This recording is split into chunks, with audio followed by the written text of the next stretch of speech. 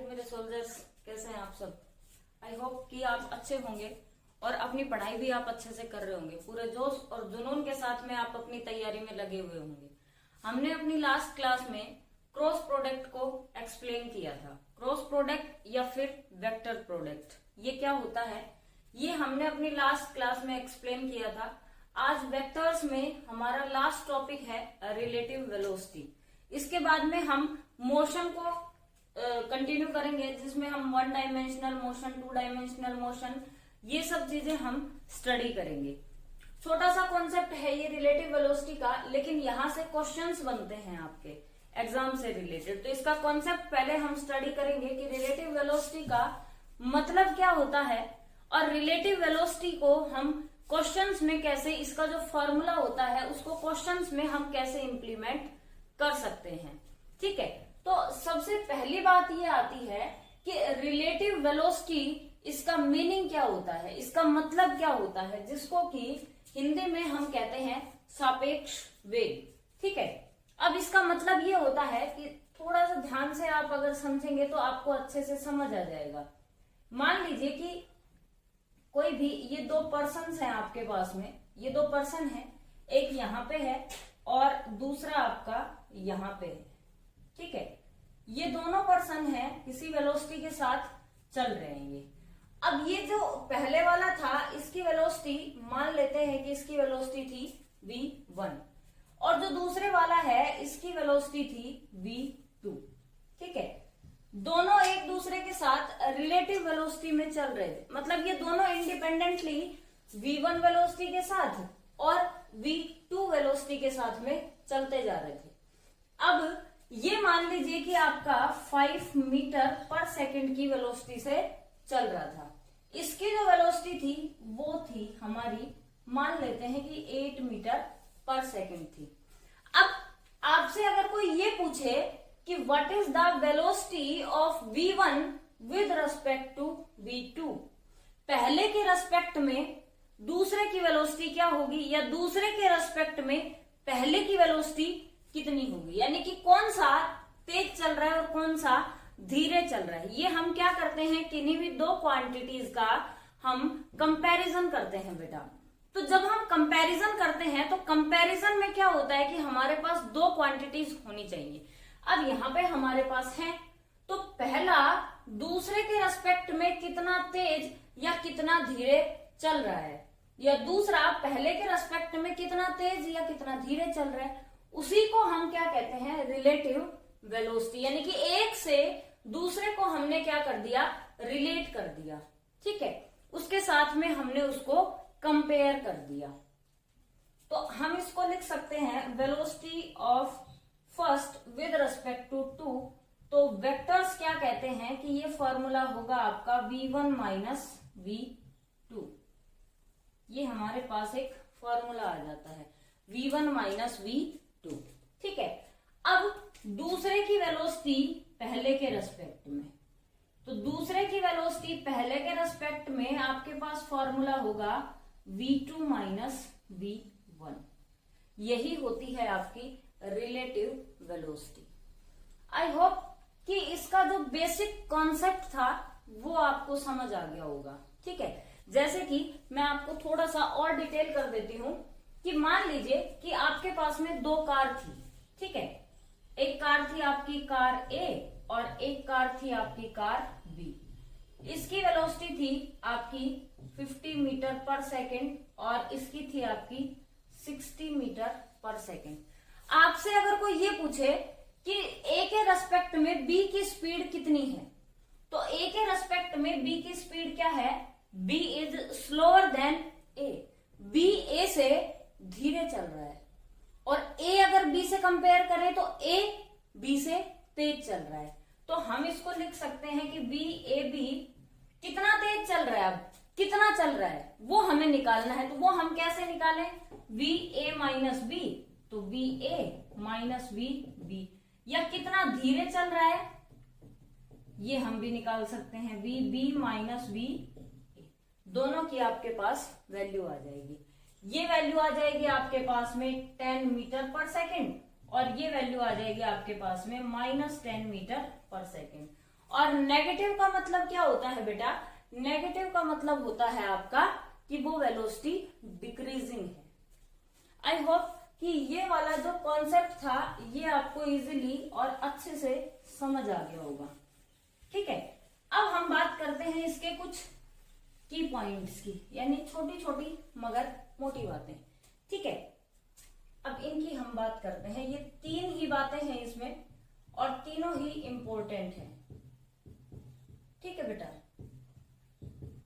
पहली बात क्या है कि जब दोनों कण यानी कि both the particles are moving in the same direction, अगर दोनों ही पार्टिकल्स सेम डायरेक्शन में आपके मूव करते हैं, ठीक है, तो पहली बात क्या है कि बोथ पार्टिकल्स आर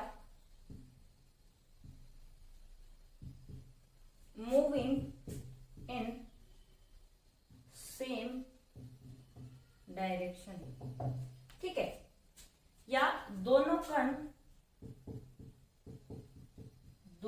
कण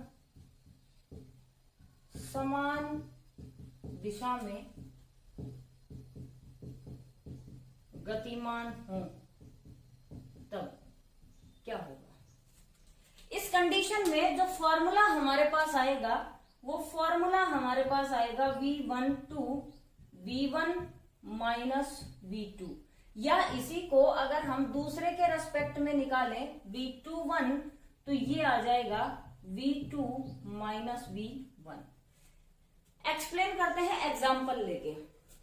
कोई भी 2 पर्सन है जो चल रहे हैं, ठीक है, एक की वेलोसिटी है आपकी V1 की वैल्यू आपको दे रखी है 20 मीटर पर सेकेंड। ठीक है, इस डायरेक्शन में ये चल रहा होता है। दूसरा आपके पास में एक और पर्सन है जो आपका चल रहा है किसी वेलोसिटी V2 के साथ में। इसकी जो वेलोसिटी है V2 दैट इज 50 मीटर पर सेकेंड, और इसकी डायरेक्शन भी क्या है? सेम, दोनों सेम डायरेक्शन में चल रहे हैं। अब हमें निकालना क्या है?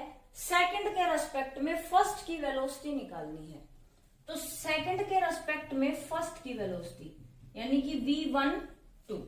ठीक, अब जब सेकंड के रेस्पेक्ट में हम फर्स्ट की वेलोसिटी निकालेंगे तो दोनों की अगर डायरेक्शन सेम है तो एक वैल्यू आपकी क्या हो जाएगी? पॉजिटिव, और दूसरी वैल्यू आपकी क्या हो जाएगी बेटा? नेगेटिव हो जाएगी। ठीक है, कैसे हो जाएगी?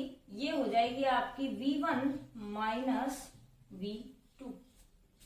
ठीक, ये फॉर्मूला होता है।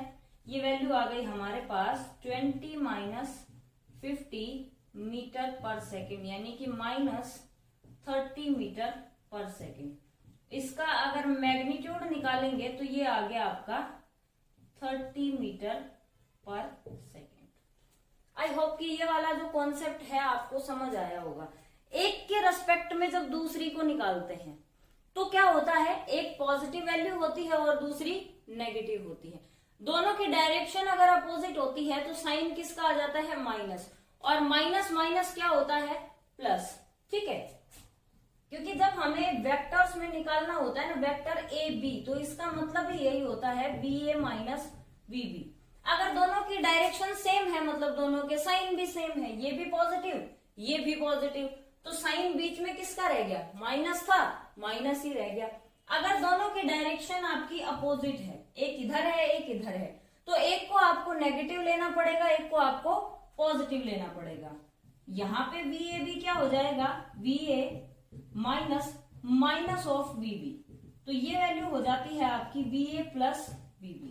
इसलिए जब हम नेक्स्ट पॉइंट पढ़ रहे होंगे तो उस नेक्स्ट पॉइंट में हम डिस्कस करेंगे किसको? नेगेटिव पॉइंट को, यानी कि डायरेक्शन आपकी क्या होगी उस कंडीशन में बेटा? अपोजिट हो जाएगी। ठीक है, तो सेकंड पॉइंट हम पढ़ते हैं। आई होप ये एग्जांपल आपको अच्छे से समझ आ गया होगा, आपको कोई भी दिक्कत नहीं होगी इस एग्जांपल में। नेक्स्ट पॉइंट की हम बात करते हैं। Both particles are moving in opposite direction. ठीक है, मतलब कि दोनों कण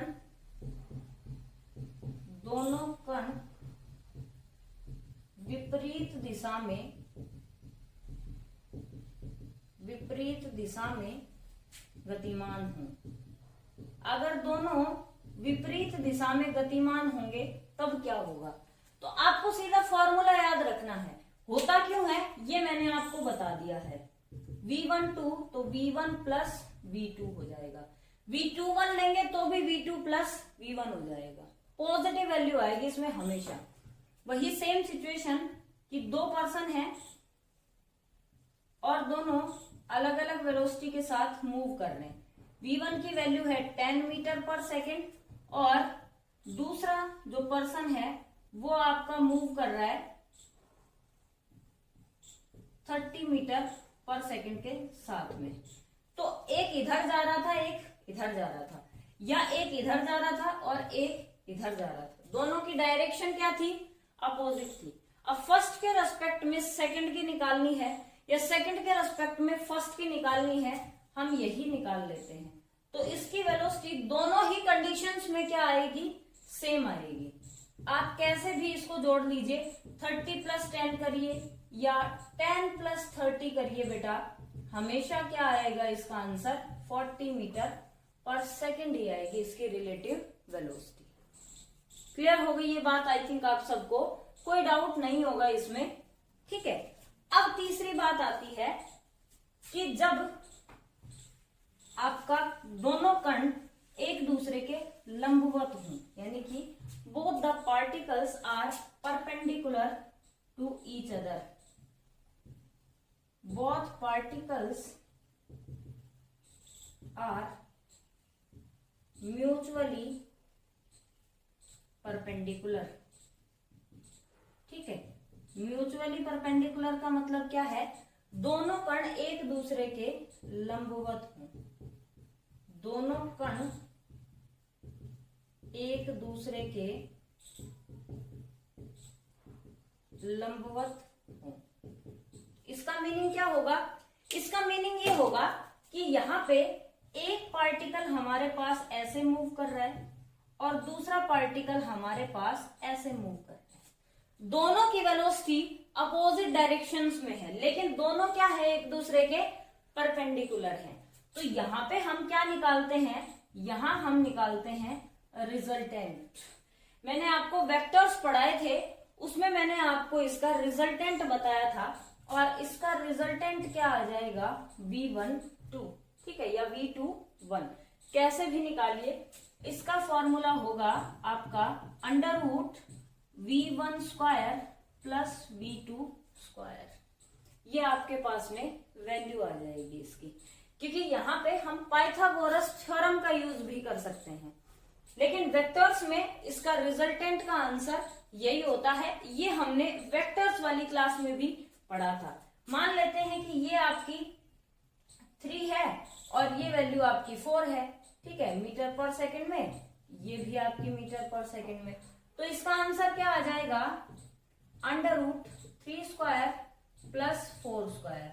तो 9 प्लस 16 ये हो गया आपका √25। यानी कि इसका आंसर क्या आ गया? इनकी जो रिलेटिव वेलोसिटी है वो क्या होगी? 5 मीटर पर सेकेंड। दोनों में से किसी भी तरीके से निकाल लीजिए, V12 निकालिए या 21 निकालिए, दोनों में आपको ये क्लियर हो जाएगी, सेम ही आंसर आएगा। ठीक है, तो ये छोटा सा कॉन्सेप्ट था हमारा रिलेटिव वेलोसिटी का। आई होप कि ये वाला जो टॉपिक है ये आपको अच्छे से क्लियर हो गया है। कोई आपका डाउट है, कोई आपका सजेशन है, प्लीज कमेंट बॉक्स में जरूर बताएं। अगर आपको वीडियो अच्छी लगी हो तो लाइक कर दें, शेयर कर दें और चैनल को अगर आपने सब्सक्राइब नहीं किया है तो सब्सक्राइब कर लें और बेल आइकन को प्रेस कर लें ताकि सारे नोटिफिकेशंस आपको मिलते रहें। Thank you, have a nice day.